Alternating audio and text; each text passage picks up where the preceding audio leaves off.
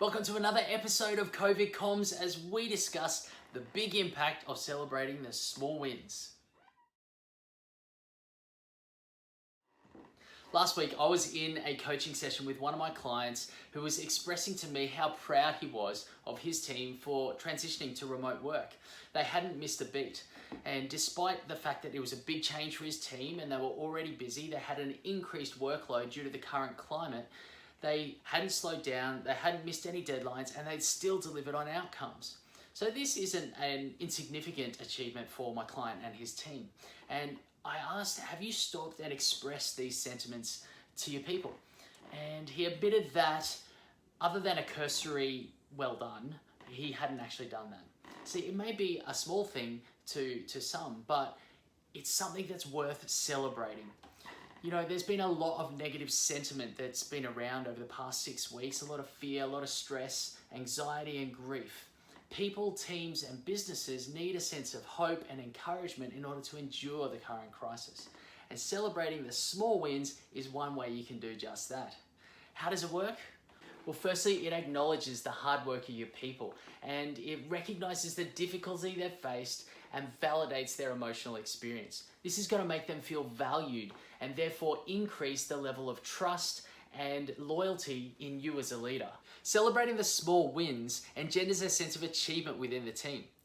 See, that sense of achievement, it shifts the focus away from the obstacle itself to the fact that the team has overcome part of that obstacle. If they've done it once, they can do it again. Thus, a greater sense of self-belief is generated. The result is a higher level of motivation that produces momentum for the team, and momentum is priceless. If you think about a train at a standstill, it has no momentum.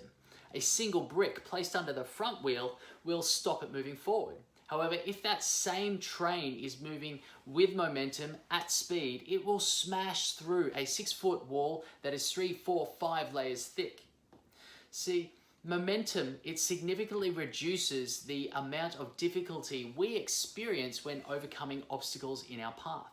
That is why research shows that maintaining a sense of achievement is a significant part of ensuring your psychological resilience and well-being. Finally, celebrate is an opportunity to bond as a team, to have some fun, to let off some steam, and to create some shared memories. So what does that look like for your team? I have a client who would normally take his team out for lunch to celebrate.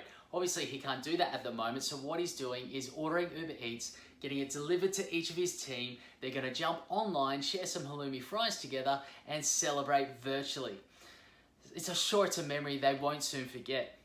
However you celebrate with your team, I encourage you, if you're a leader, pick 1 or 2 things and celebrate them with your team. I'm sure they're going to need it after the last couple of months, and you will reap the benefits moving forward. How does celebrating remotely work for you and your team? I'd love to hear how you do it. So share it in the comments box below. And if you know someone who would benefit from hearing this message, please share it with them.